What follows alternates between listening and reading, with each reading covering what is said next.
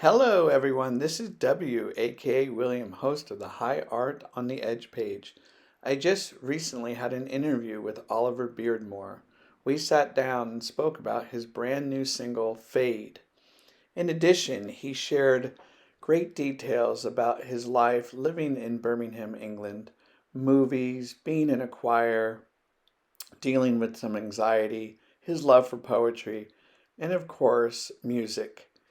In this interview, you will hear about when did he realize that music was impactful, what bands inspired him.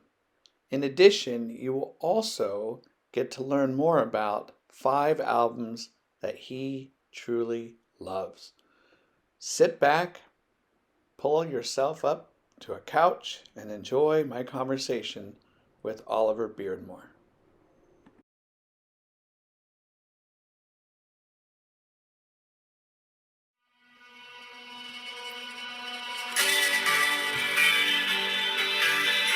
Oh, yeah. Feel that.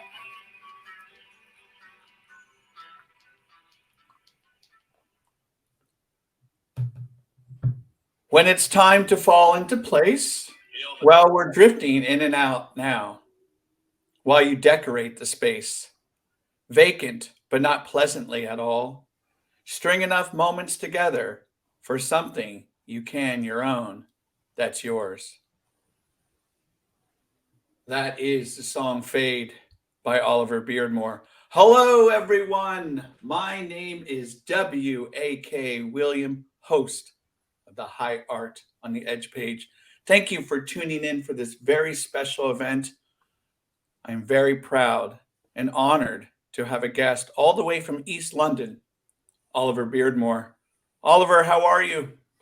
Not too bad. Thank you so much for having me. Absolutely. Hello to everyone. If you are tuning in, let us know where you're patching in from.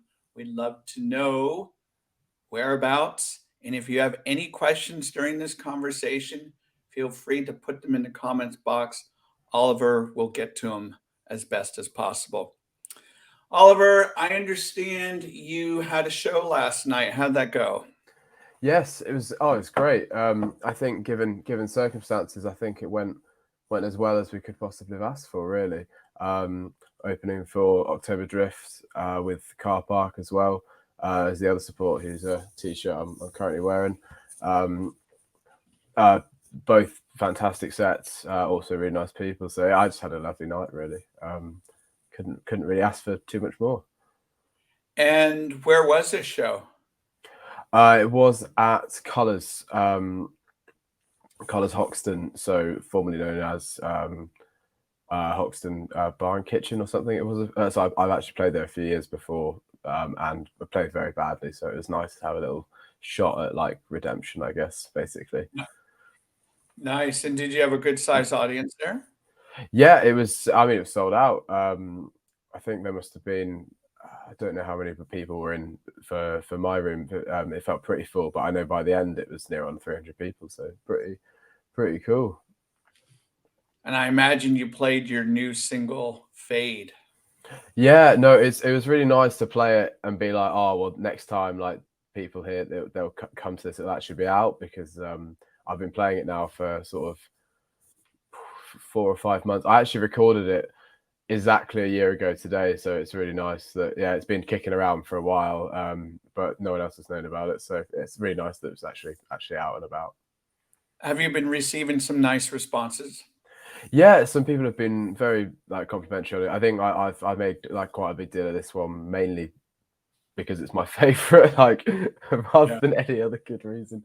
But no, I think it's a really good it's a good mix of like all of the things that I think I think it's one of my most like me tunes. It's like it's really got a bit of everything that I like, and it's not kind of a straight clone of anything. Like, not that I'm in the business of that too much anyway, but do you know what I mean? I think some songs you write where you're like, "Oh, I really want to do my version of this, and then other times it's like, no, this it very much so came about as its own thing. So I think I'm quite pleased with it in that way.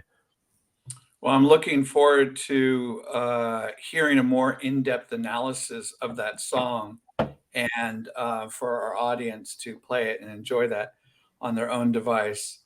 I've had some really nice conversations with you before this event and just learning about who you are. And I want to go back to when you were a child and that experience and growing up in Birmingham, England. What was that environment like in terms of just your parents, siblings, schooling, anything you want to share? It's Birmingham's an interesting place. Like, I think um, it's never really marketed itself particularly well, because I think historically, really, it's a city of like people who came to do stuff, um, and I think in the sort of I guess post six, it's built on the car industry really, and you think about um, the sort of super highways, really, the way that everything's up on some of it's up on stilts, all these tunnels, like this big racetrack kind of vibe. So it's a really interesting place. It's not. I don't think really there's any other place in England that's particularly like it. I mean, obviously every city's unique in its own way, but no, it's sort of like it will always be home for me. And it's funny because neither of my parents are actually originally from Birmingham. Um, so I think they're almost like, oh, it's home for you, is it? It's like, yeah, which like not in a negative way at all, but obviously like I guess it must be strange when you like are from somewhere else before. But no, I've got a lot of love for the place. Really, I go back a lot. Like when I was growing up as well, like it had an interesting music scene. Like I love Peace, who were sort of coming out around about 2012. So yeah, there's a lot of really positive things. I think people kind of rag on it a little bit unnecessarily, and I feel like sure there are like ugly bits and sort of unsightful like first impressions like to be had, but at the same time, I think if you dig a bit deeper, it does have some really interesting stuff going on. I do like it a lot, really. How did your parents play a role in your love for music? Well, actually, I've been pretty instrumental. I mean, I started playing the violin when I was really young. My mum played before me, and I think that was really important. Like we were involved in orchestras and like group playing, and I actually did this. I guess this is probably the most significant thing actually. In some ways, it's like I don't know if you would have ever heard of it, but there's this sort of violin techniques and also extends to other instruments called like Suzuki, where you don't learn with music for the first few years. I can't remember exactly how long. So the whole point is you learn everything by ear. And obviously I then later learned to read music on the violin, a bit less proficient on the guitar, but that's very much like how I've always kind of like learned everything and done stuff, and I think in every aspect of life really. So I think that's pretty yeah, it's sort of like I've sort of what I've always done really, I guess. Did you fight playing the violin, or do you just accept it? Well, I did. I remember really clearly, and I must have been really young, but maybe like 5 or something. But I remember the day that I got the violin. Um, I ran around the house playing it like a guitar. So I think there's maybe that was a bit of a foreshadowing there. Yeah. And you have siblings, correct? Yeah, yeah, And they enjoy music as much as you do? yeah. One of them played the violin, the other one played the cello. So we all like string orchestra and stuff all over the shop, really. So where are you in the order of siblings? I'm the eldest. And how does that feel? Well, I mean, I've never known anything else, I guess, but I guess it feels how it does. Like, um, I feel like my younger sister was very good at the violin as well. Actually, ended up overtaking me on grades at one point. I wasn't very happy about that, and I was Mhm. like, oh, I can't believe they're holding me back. Like, honestly, like. An establishment's really against me. It was ridiculous, but no. I started playing the saxophone as well, and I managed to get over the fact that she was absolutely starting on me. So it was all good. I mean, I've never really seen it as too much of a competition. It's just that's one of those things you think about when you're 11. Sure. Well, I understand you participated in a choir. Yeah, I used to sing for Birmingham Cathedral choir as like as a treble back in the day, which is technically my first ever job. And that was it's a great building. That is really cool. And I've obviously always been involved in classical music, and I do think again pretty like it's funny. It's something that I used to do like multiple times a week. I'd be there like doing all the services and stuff, and um, like massive kind of effort really at that time. And now I haven't set foot in that place for years. It'd be quite strange, I think, going back if I did.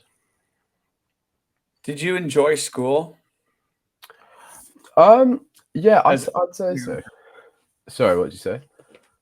as a younger person? Did you enjoy school? Yeah, I think I always kind of just like felt like I should had better things to do on some level. But I do like I'm very appreciative of my education really. And I'm glad that I sort of like stuck with it long enough to have like the qualifications that I do.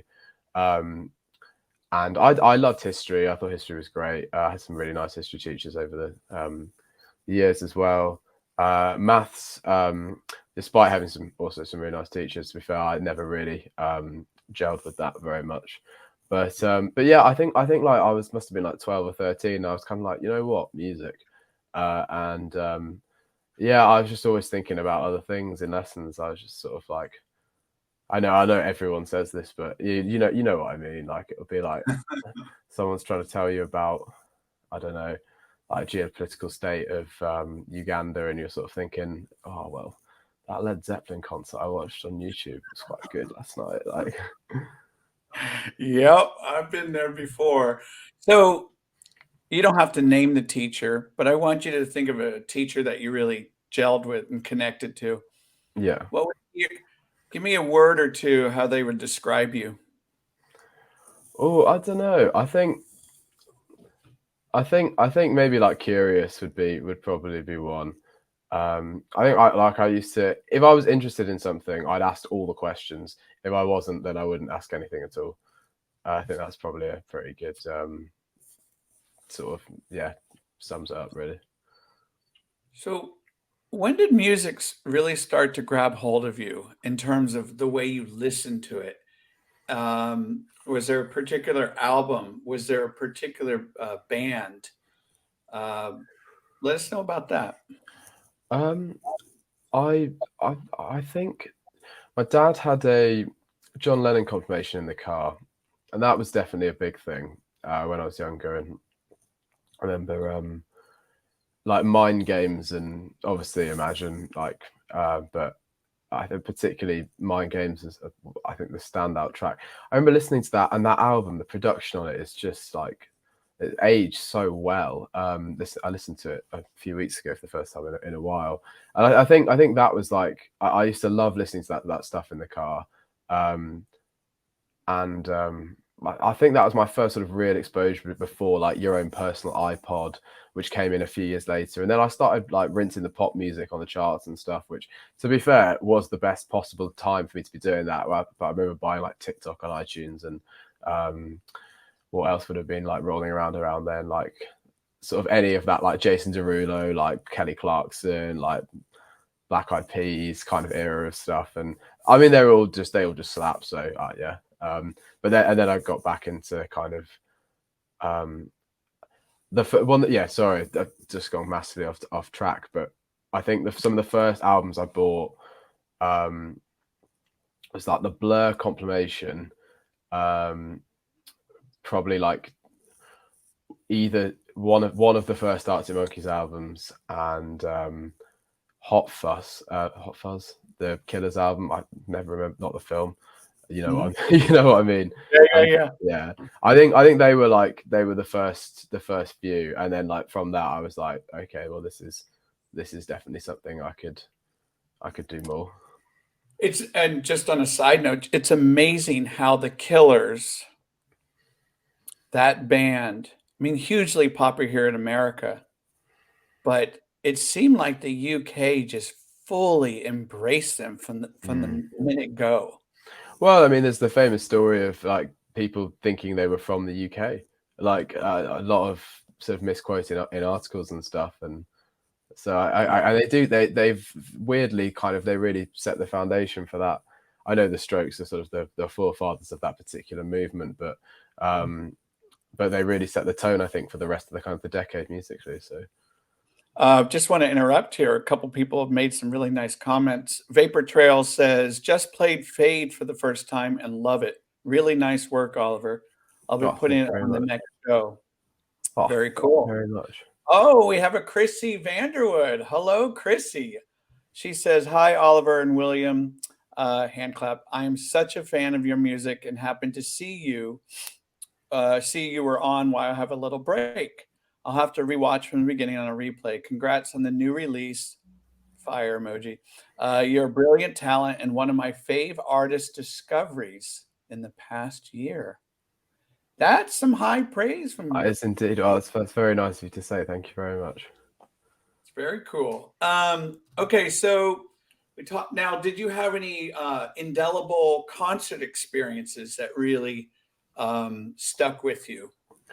Um, I used to go to loads of classical concerts and Okay. obviously play in them, and I always loved that. Like, I think the feeling of being in like an orchestra when you're like playing in a massive venue and with like a really like cool acoustic, it just really puts you in a certain kind of mental space. And I think even like from quite a young age, I was like, this is definitely a really interesting feeling. It felt like a real kind of the high you get from it is obviously like on the superficial level, but really sort of a step out of kind of reality. And it's not all just for the escapism, but I think it's a sort of those kind of moments where you do sort of like draw back from everything else you do, I think are quite important really to keep yourself moving really in the long run. So I think that might have been what I sort of initially dragged me towards it. But I was actually really late going to pop music concerts. I didn't go, my first concert was the Libertines, and I must have been like 15 or something.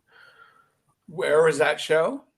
That was at whatever the NIA arena in Birmingham is now called. It changes names about once every 5 minutes, but the sort of, I guess, the bigger venue in Birmingham. It was a good show actually. That I remember growing up, and particularly during my high school, teenage years, I had some struggles with anxiety, a slight depression, if you will.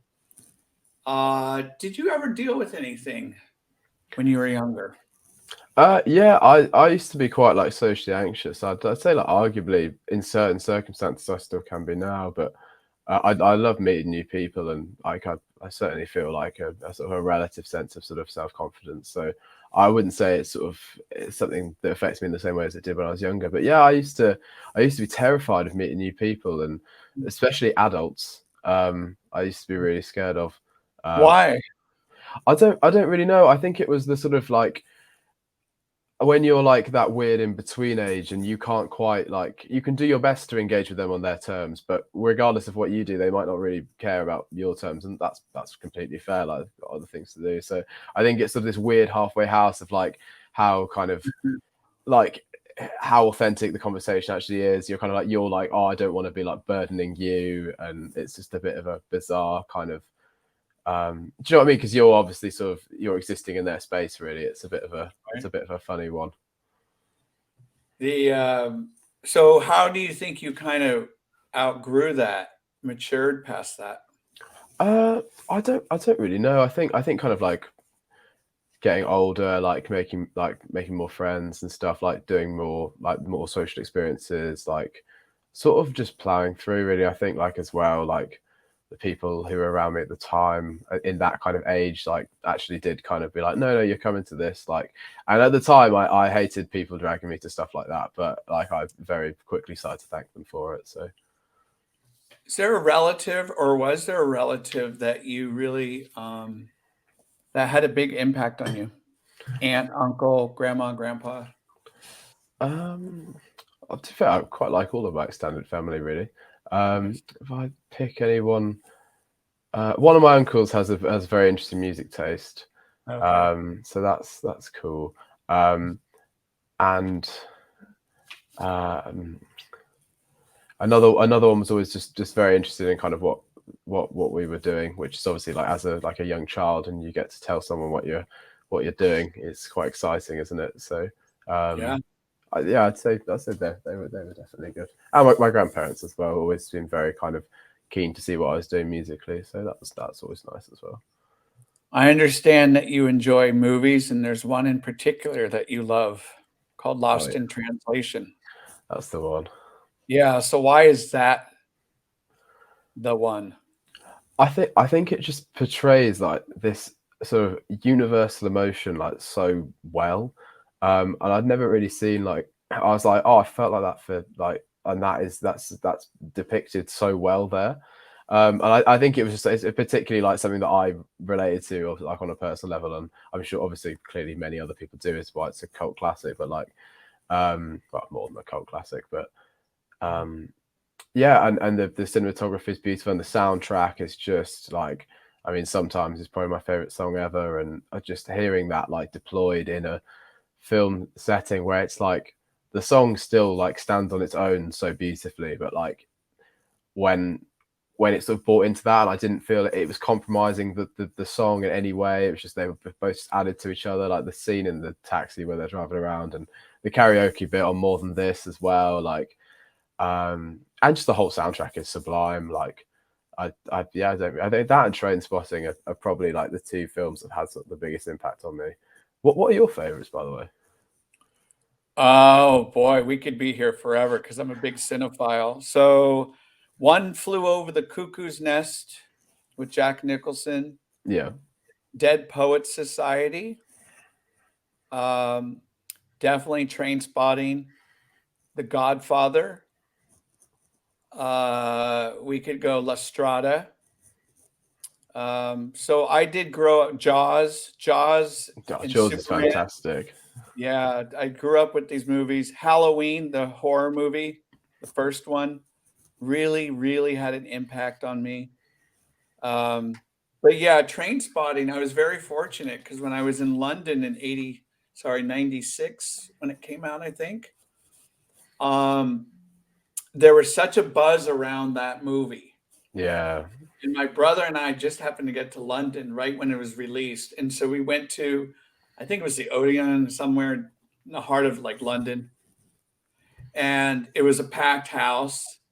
Those first, when Iggy Pop song comes on, yeah. When the foot hits the pavement in time with the yes, first beat from Lust to I Life, mean, that's just it's brilliant. I mean, the way that thing was shot and edited, very Scorsese like. mm, I know. But anyway, so those that sitting in that at that time with an audience that was so primed and pumped to see that movie, it was incredible. And I remember when the movie was over, I mean, there's thunderous applause, thunderous. So great movies. Uh, how do you stay so fit? What do you do? You work out? You run? What do you do? um. Well, I mean, most recently I just get chest infections and then don't eat. But yeah, I I run a fair amount. I used to do like a lot of exercise. I sort of don't do quite as much anymore, but not so much of a gym goer as I was about a year ago. But I like running quite a lot, and I've always been into athletics, and I like going to the gym when I'm kind of in the zone for it. Um, can be good, but obviously if you go and wait like half an hour to use any equipment, not really like that like nice release you're sort of hoping for. So does depend. How did COVID affect you? Oh, COVID was weird. It felt like going back in time. It was really strange. I guess the age that sort of me and like the sort of contemporaries around like my age were as well. It's like you're kind of finished or just finishing uni. Most people sort of like just before or just as they've started working.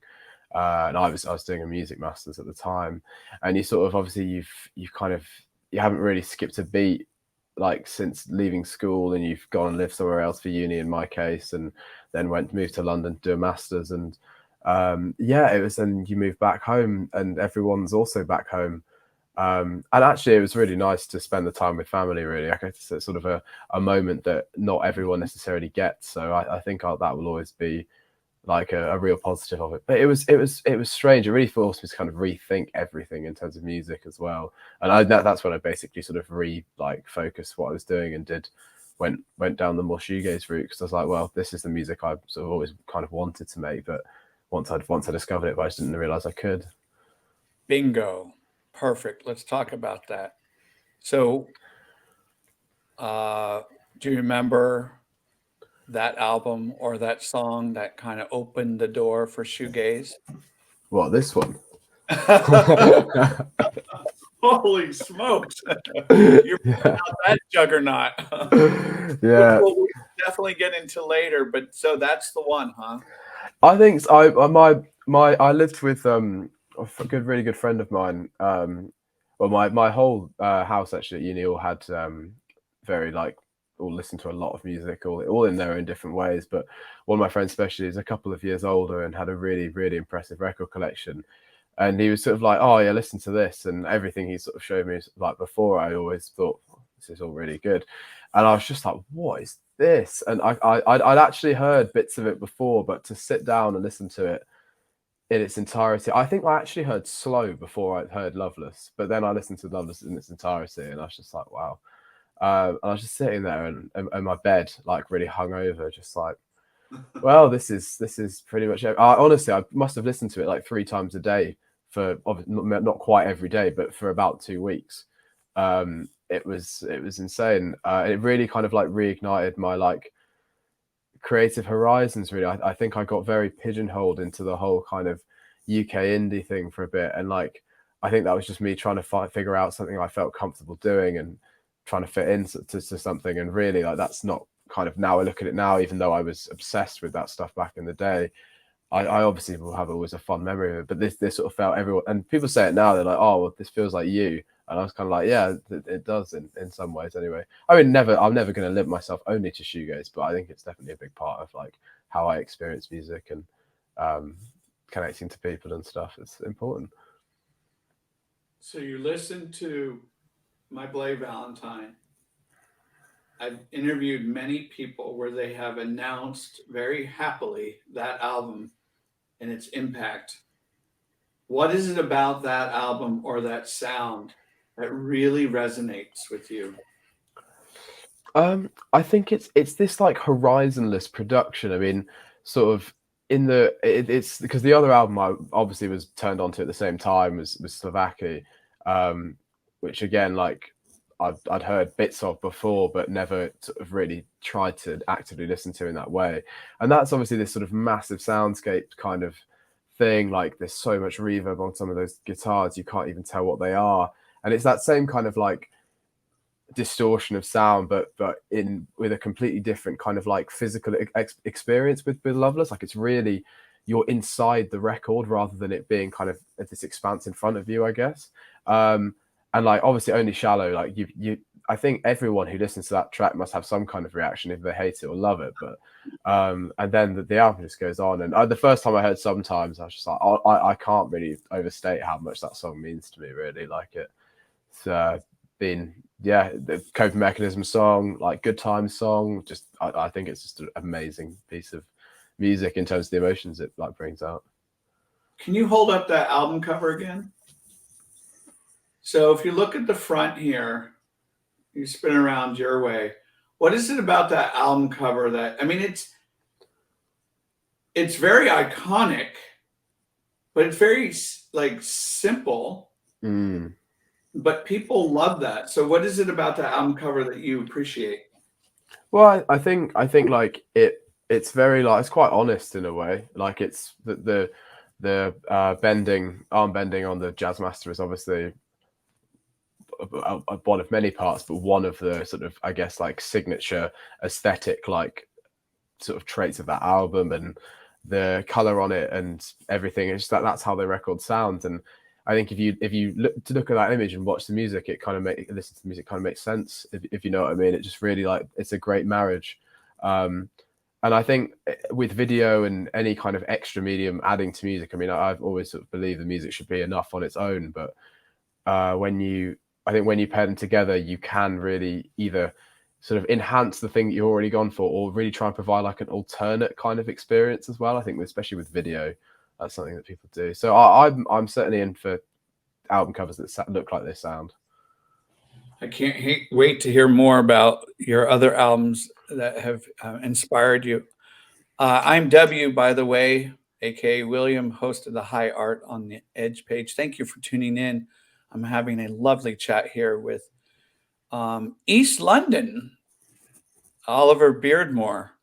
So I want to start getting to your music as an artist, if you don't mind, and tell us a little bit about when you realize, okay, I'm on this path now. Here's the trajectory. I'm ready to go down that road. And tell us a little bit about your EP. As in when I sort of went to this kind of aesthetic Yes. of songs and production. Sure. Yeah, I think from as soon as I heard that kind of stuff, I went out and bought a Jaguar because I wanted a new guitar, and this would have been a few years before. And I sort of played all sorts of stuff on that Jaguar that wasn't shoegaze, but I was straight away really attracted to the sort of the trem arm and all of that kind of stuff. Um, and I sort of had the tool already, really, even though I was playing like covers of sort of the Undertones and David Bowie on it, as well as like my own stuff at the time. But and then yeah, I got to lockdown and I sort of started messing around with actually. So I before this, I sort of went a bit into that kind of Tame Impala world of sort of that like psych like 60s revival kind of thing, and I played with guy who now plays for a band called Duckwax, actually, and Archie Chamberlain played bass for me for a show, and we sort of jammed quite a bit when I first moved to London. And he like really just introduced me to sort of multi-effects pedals, and I sort of never really cared about them that much. And he was like, "Oh yeah, look what you can do." And then he sort of set up my presets for me for this show, and we did this kind of super like psyche. We covered Half Glass Full of Wine, like all that kind of stuff. And I was like that, and that kind of set me on the path, I think. And then during lockdown, I was just sort of like, and leading up to it as well, I was like, well, this is the music I've always wanted to make since I heard these records. Let's sort of give it a go. And then it sort of felt like I wasn't like pretending to be anything else anymore. How exciting. How'd your parents feel that you were moving in that direction? Well, funnily enough, my mum was initially a bit resilient to it. She's like, I can't hear the words. And I was like, yeah, fair. It's how it goes, isn't it? That is good stuff. Okay, so then what was the first song you released? So Fiesta was the first one of that kind of batch, and we remixed that song so many times. We did it all on tape, which is a bit of a hybrid approach actually, but like a lot of it was done on tape.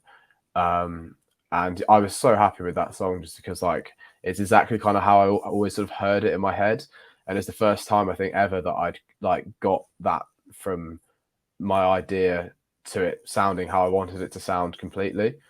And yeah, I was just like, that is exactly the emotion that like was in that song.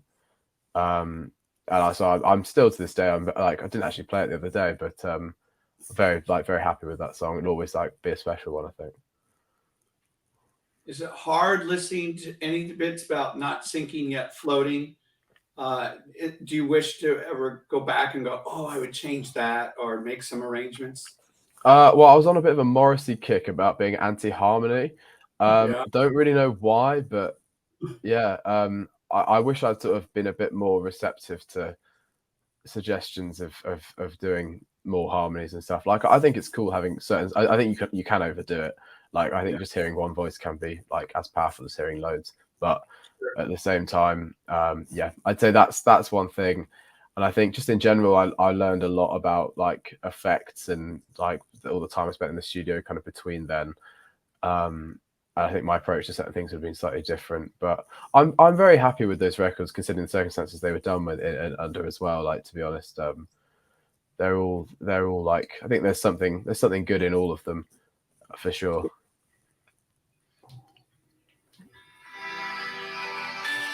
Yeah, this is my favorite.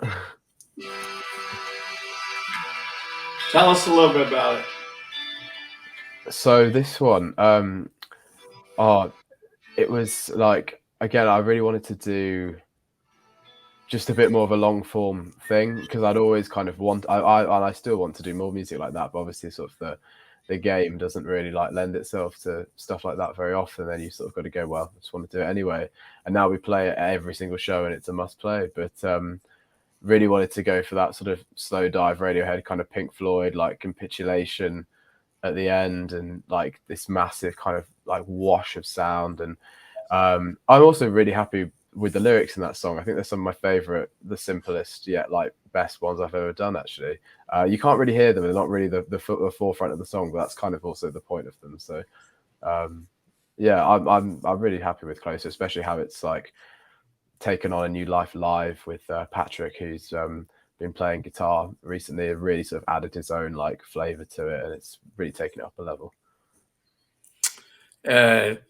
It's some wonderful tracks here, and with the heavens on your side, did you play this last night? No, that's the one track actually that I do have a little bit of a grudge against. Really, I think it didn't quite turn out how I was kind of expecting it to, and I think I wrote that song a really long time before it was recorded. I think I wrote that in sort of 2016. Okay. So I think I was always a bit trying to make it something it wasn't. So I think maybe that's why that happened. Are you overly obsessive about the just the production aspect on it? Do you just spend hours going back and listening, fine tuning? Yeah, no, for sure. Like I'm currently working with someone who is like I think very good at kind of understanding what I'm going for straight away, and we come up with a lot of the sort of textures together. And like I think I know that he knows what I'm going for straight away, so I'm not kind of ever like initially when you first start working with someone, I think you're kind of like, oh, are you considering this? Do you know this? Do you know this? Do you know this? Because Yeah. obviously you're kind of entrusting a bit of yourself really to someone in that way. But now I'm kind of like I'm a bit more like it's more kind of me looking at my own performances in the songs, like, oh, could I like redo that? Like, is that syntax like a bit weird? Like, could I change the phrasing? Could I have sung that line better? All of that kind of stuff. Um, I think that's more the sort of the focus. And but it really for me, it's all like these textures. They all just have their different kind of emotional timbre, and that's the thing I love so much about. And I'm sure it's the same for you. Like this kind of music, it's like you've got this like songwriting and stuff which is like all great even on its own, but once you add these extra elements in, it's really like it can sort of just take you to all of these different places that I think is quite unique.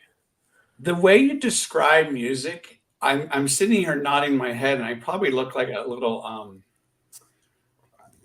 I'm just doing this the whole time because you're nailing it. It's exactly how I feel, and it's really the way you are able to characterize and provide details, and the way that it affects you is pretty amazing. And I think if people have a hard time, they have an easy time listening to music, but they have a hard time describing how they feel to it. Would you say that's true? Yeah, I think definitely. Like, I mean, you think about the kind of the words that, when you look at someone, you say that was a bit like zingy or like something like that, and it obviously like you catch the third person, you're like, what on earth did we just say? But you'll both look at each other, but we both know what we mean. So Right. it's I think it's really difficult because you're basically describing kind of like emotions really in some ways, but they're more like sort of emotion in a certain location or something. I don't know. It's very difficult to like to pinpoint like what kind of characteristic that sound has, and exactly like the mesh of what it like the kind of like the thing it more might like remind you of internally with kind of its sort of more like universal like application, I guess. So we've arrived now to a song called Fade. And do you want to set it up on the tee for us before we actually listen to it? Sure. What shall I Anything you want? Like, how long were you working on the song? Oh, Um, so I'm with you. That chord sequence actually, I was playing for probably about a year before I record. Maybe like a bit less than that, but yeah, I was super happy with the chord sequence. It's got some really nice chords in, which at the time was a bit of a first for me, to kind of string them together like that.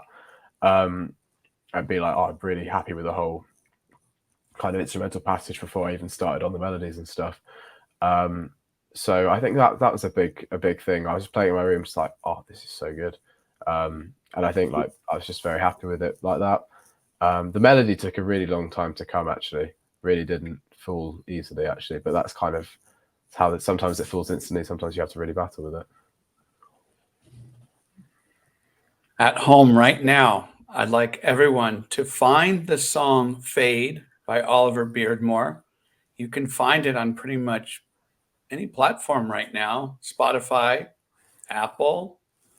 Um, and what we're going to do is when I say hit it, is what HI stands for. You're going to hit play on your device at home. You will not hear the music through this conversation. We're going to mute our screen so you don't get any of that distorted feedback. When I say hit it, you're going to hit play. And then what you can do is chat with Oliver in the comment box. Let us know how you're feeling about this song. How do you connect to it? Is it something in the lyrics? Is it something in the melodies? Whatever. Is it the intro, the bridge, the outro? We just want to hear from you. If you have any questions for Oliver, feel free to put them in the comments box. And yeah, I'm super excited. This is Fade. So get it all loaded up, everyone. And then, Oliver, when I say hit it, you can obviously listen to the song in its entirety for the upteenth time and enjoy. This is what, 4 minutes, 23 seconds? Something like that, give Okay. or take. All right, everyone. So we're going to listen to the brand new single by Oliver Beardmore. It is called Fade. Don't forget to hit play when I say hit it, and then let us know how you're feeling in the comment box. All righty, here we go. Hit it.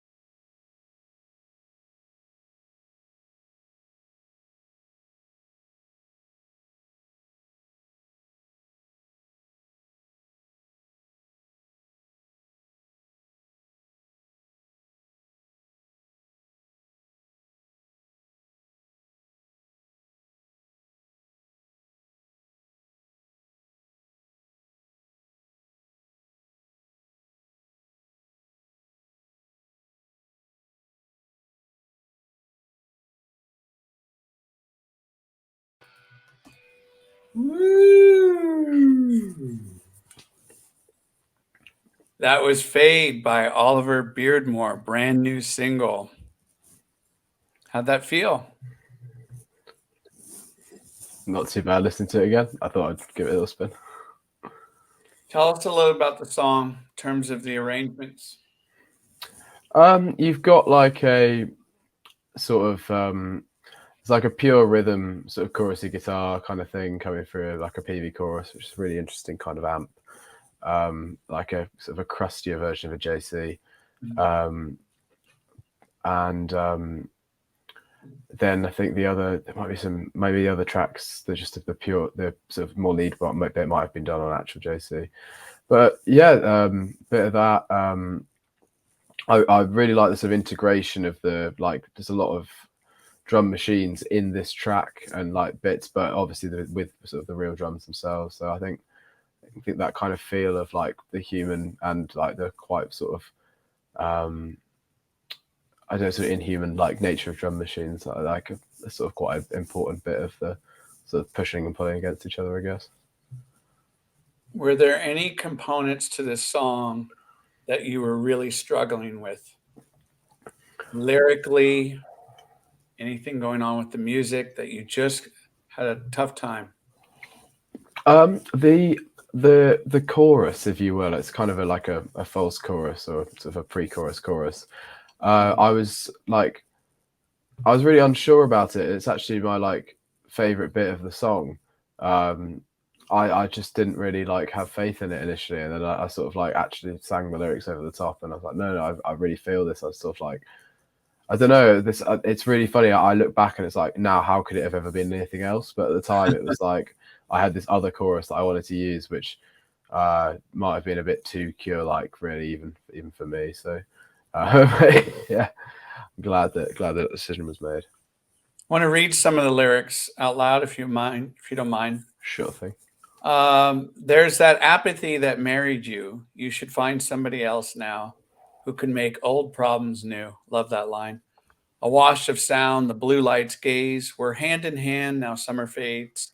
But really, no, it's fine. There's two types of last times.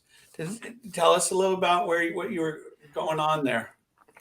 I think it's I said this to you before. Actually, it's that kind of like the sort of fear of letting things like happen to you, that you know that the sort of your younger self, and obviously as you get older, there are things that you like you very rightly feel differently about, as should be the case as you learn more and understand yourself more. But I think at the time it was like it's very much that fear when you're like, oh, well, will I just like this will happen to me and I'll accept it kind of thing. It's that sort of the sort of fear of it, and like I think, like as I said, so Trainspotting and T2 actually I was rewatched for the first time in a long time around the time I was doing this, and that really sort of fed into it. The sort of like that dopamine chasing is a bit of a buzzword, but like all that kind of stuff, like this sort of pursuit of these like perfect moments and stuff, and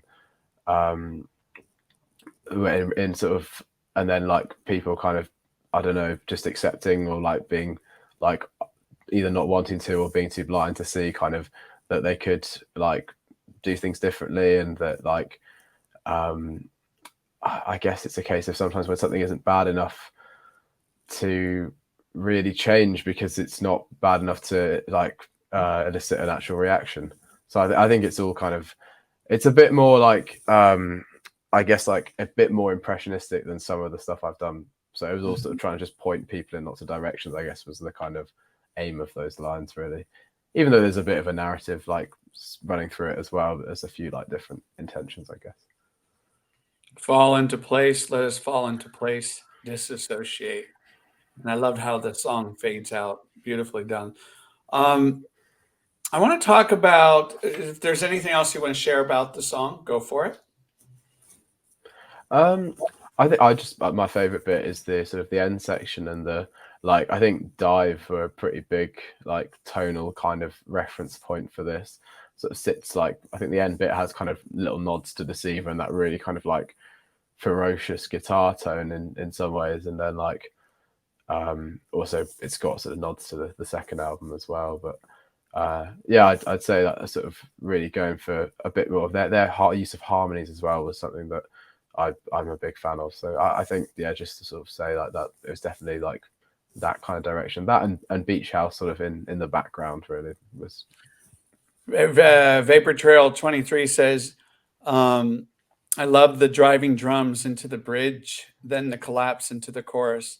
The chiming guitars in the middle eight are great too. I fully concur with that statement. He also says, you always push your range to the high notes, but on this song in particular, you explore your lower range too, which is great.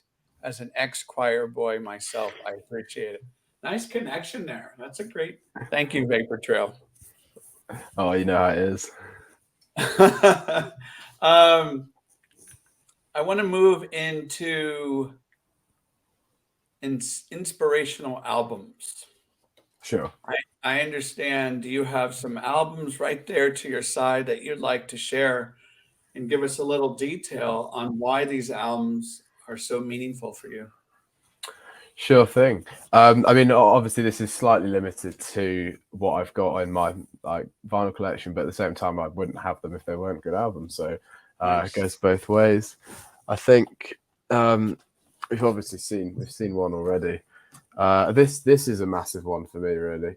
Um, like I've again I've been aware of the Cure for like the majority of my sort of teenage life and beyond, but I never really gelled with them. And I sort of moved to London, or well, no, probably actually to be fair, during university, I remember getting really into Kiss Me, Kiss Me, Kiss Me, and I like Disintegration, but then after moving to London, I just couldn't stop listening to it. It's an entirety. I just sit there and be like, this is just amazing. And the title track is, I don't know, again, like the way he uses language and like his melodies and like his voice, it's just such like a the Cure one is, but I really struggle to say exactly what it is about them, but that I could just listen to them all day, and it's kind of like, I think a lot of people maybe feel like that as well. Like I know some of my friends are sort of like, they probably couldn't tell you exactly what they love about the Cure. I mean, I think there's obviously a lot of things to love, like the atmospheric guitars. I think like Robert Smith's kind of approach to guitar effects and using jazz masters to like get that pick attack through flange and all this sort of like basically world building and being quite early to it is fantastic, and obviously going on at the same time as that album over there. But no, yeah, I think it's an amazingly cohesive piece, and it really takes you somewhere, and you sort of move in for a while, and you can tell that I think sort of this was his attempt at, like he said, he wanted to make like that great album, and he felt bad that he hadn't done it before this. And I think Low, obviously the Bowie album was the bit of the blueprint for it, which is another one of my very favorites. So I think you could like really see that kind of lineage in that. So I have a tough question for you about Disintegration. Sure. What is your standout gold track there? Oh, Oh, so many to choose from. the extended edition makes it even harder as well with like Homesick, which actually isn't on this edition, but I think I think I'd have to say Disintegration. I'd be very tempted to say, obviously Pictures of You is fantastic. Like, obviously Fascination Street, Love Song as well is a really like, it's just kind of so simple, it's perfect. I know he didn't really like that song, but well, yeah, I'll say Disintegration, and shout out actually to Too Late, which was a B-side, which I really like that song. That's a great piece. All right, what's your next one? Next one we've got is where's it gone? Here it is. So another like really great example of an album looking like it sounds. I mean, it's a Deceiver by Dive. It's an absolutely fantastic record. I remember listening to it for the first time on a train up to Newcastle, and I was absolutely blown away by it. I sort of hadn't listened to more modern music for a little bit. I was listening to a lot of like Bill Withers and stuff at the time, and sort of everything from that kind of time period. And I was just like, wow, there's some really interesting modern stuff that I'm not listening to. The guitar tones are like, it's got sort of My Bloody Valentine like influence on it and stuff, but it feels like a really original piece. It really like amazing kind of like internal world building, I guess. All the songwriting's sublime. I think the lyrics are really interesting, and it's just really unique. Despite kind of being a pure guitar album, it shows that you can still make amazing and like original music with guitars in like this day and age. So Is that what type of pressing or color variant? Is that black vinyl? What is I that? think that's just the black one. I don't think I have a. Yes, that is just the black one. Is there a standout track there for you? What's one that really? Or so I mean, so our Blankenship like, obviously is fantastic. I know my friends will be like, why are you not saying that? But like Before You're Born is just absolutely like the guitar sounds monolithic. Like it is that tone is it's so fat. But it's really hard to sort of describe that. It's not like it's a really delicate, like complex tone, but it's got so much weight behind it. And then this sort of super thin but really pretty lyrics. Like, I know that's shoegaze in a nutshell, but like I could listen to that again and again. It really sort of big inspiration actually for Nothing's Like It Was Before, that song. Yeah, you're picking some good ones. Let's go on to the next one. Sure thing. So I'm actually gonna cheat a little bit, and use another My Bloody Valentine album. Okay. And if I dare to start this, the eternal debate of which is their best album, is it Loveless or is it MBV? Which I believe there is a case actually for either way. That might be considered sacrilege, but I don't know what you think about that. Let's hear it. Oh, it's such an original like composition. Obviously, I think you can hear that sort of some of the stuff from what I understand anyway was started in the 90s, and Only Tomorrow sounds like kind of Loveless too. But it's kind of like Trainspotting, I guess, like making a sequel to something that's like so obviously a sequel, but not a sequel at all. It doesn't compete with Loveless in any way, really, which so it seems ridiculous to put them against each other. But like, it's not. It's self-referential, but not in a kind of a sort of contrived way at all. Like it's. I mean, I saw a comment once saying like if Loveless is the journey to space, then MBV is the journey back. I think that sums it up pretty well. Very nice. And what about a particular track? I think Only Tomorrow. I know it's the most Loveless esque track on it, but I think I'd have to say that. Nice. And you got some great taste in music. Any more? Yeah, we can go for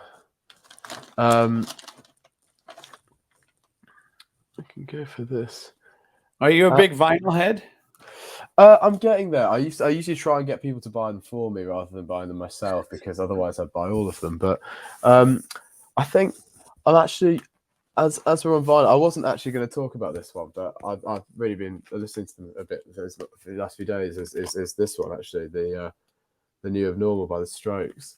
One of the few bands I feel that from that kind of period of time, for me personally, like I really can't listen to sort of some stuff from that era, and I think this is a byproduct of being as obsessed with it as I was, without kind of sort of cringing at my own obsession a little bit, really. And I've started to get over that, but I think that's how these things go. And I sort of like it almost, when I listen to the first Arctic Monkeys album, I feel like I'm sort of intruding on my own 18-year-old self, really. It's quite a bizarre experience. It sort of takes me back but feels irrelevant to me now. The Strokes, on the other hand, has never really happened. They really feel like they sort of aged with me. And this I bought during lockdown. It arrived. It was a nice little thing. I remember At the Door coming out, and obviously they hadn't done anything for a while. I think there was talk that they'd broken up forever. And songwriting on this album sublime. It's fantastic production. Ode to the Met. Really, I think like a got me through lockdown album, this one, to be honest. And I don't think I would have. I say that as well because I don't think I would have ever seen it coming. And then I was so happy to know it was coming, and as soon as I listened to it, I was very happy it existed. So yeah. What about a particular track? I love At the Door, but The melodies from Ode to the Mets are fantastic. They really are. I think it's an easy answer. Like Sunday's so depressing. Why Sunday's always depressing? Whatever that one's called. That's also a really good song. But the whole album's great. But Ode to the Mets. Yeah. Any others? I see something behind you. Yes, there is indeed one more. So I picked this up actually the other day, which is an original version of Treasure, which has Sugar Hiccup on, and which will be the standout track as well, for sure. But it's this whole earlier Cocteau Twins kind of period. I mean, Garland as well. Fantastic, and Robin Guthrie is a massive inspiration. I mean, I haven't actually been kind of I think deploying like that kind of guitar playing as much as I was a few years ago, but maybe it should come back a bit. I think it's amazing what he does and how kind of like beautifully simple his parts are and how much he gets out of every note and the sort of things he did with effects kind of before anyone else was thinking about them. And also how much of a sort of template for the 80s, like kind of other guitar bands, the bass sounds on this were, and I mean, The Cure sort of famously did borrow quite heavily from the Cocteau Twins. I think not everyone necessarily notices it straight away, but I think it's a great sign of what's to come as they sort of develop their sound as well through the 80s into the 90s. Particular song? Yeah, it's got to be Sugar Hiccup. It's got to be Sugar Hiccup. It's pretty phenomenal. Yeah, and that's again, many of these interviews cite Cocteau Twins' major influence on their work. Uh, and I would say that actually, I was going to ask you: have you seen The Cure live? I have. I've seen them twice actually. I saw them at Glastonbury in 2019, which was absolutely amazing, and I saw them at Christmas this Christmas, which was Nice. also even better than I thought it would be. Actually, it was a really They- quite a nice moment. Yeah, they're now they're doing their North America tour, and their shows Yes. just sold out. Like, and they had all Are the. you going? No, I'm not. They're actually playing 20 minutes away from in the Bay Area here. I've seen them 3 or 4 times, and it's weird. Like, I would love to see him again, but I don't need to see them again. Sure. Uh, I have this phenomenal memory of them in my head, and that's kind of how I want it. Now, I don't know anyone that I've had a conversation with has not enjoyed a Cure show. They really go all out. They push the envelope. They play enormous set, 2 to 3 hours, great B-sides, all that stuff. But I kind of just want Robert in my head the way I remember it. And I mean, if someone gave me a ticket, I'd be like, hell yeah, I'm going. But I didn't want to deal with all that Ticketmaster stuff. And at my age, I'm becoming a little bit more choosy on what I'm going to see. So what's next for you? So I think that's very, very fair reason as well. By the way, I like for not going. I think what am I up to? So I think we've got one more single at some point. I know Fade's only just come out, and it needs me to focus on that for a bit and do all the promo and the self A&R and all that good stuff. But yeah, I think we've got one more coming from the CP. Just because of the nature of how these things work on streaming services these days. It's just not really like if you think the song can work as a single and it will get you some ground, it's kind of worth popping it out as a single. So it's gonna be one more of those, and then there'll be the full EP, which will have an extra track on as well that won't have been heard before. So there will be something new when that comes. And then I've actually started recording the stuff that's coming after, which I think is a real step up actually from this EP. I'm really happy with it. I think I'm really kind of like, well, I'll have to see what everyone else thinks, but when we get there. But I feel like I've really kind of become a bit more like sort of opened up in my singing a little bit more, like employing a few more like bits of other musical styles, like bit of other genres sort of here and there. still keeping the shoegaze kind of aesthetics there. Like the wall of guitars, the textures are always going to be like, it's always going to be important. But yeah, so I think there's a bit more kind of Jeff Buckley and stuff going in there, which is stuff I've always been very drawn to, but never kind of quite, again, kind of maybe not really back myself to execute. So there's a bit more flamboyant singing here and there, which I think you'll see like little bits of it in the next two songs that come out on this EP, and then it will make a lot more sense when it comes, I think. But yeah, and then the one other thing that I'm just thinking about doing myself is I actually really want to do some acoustic recordings again.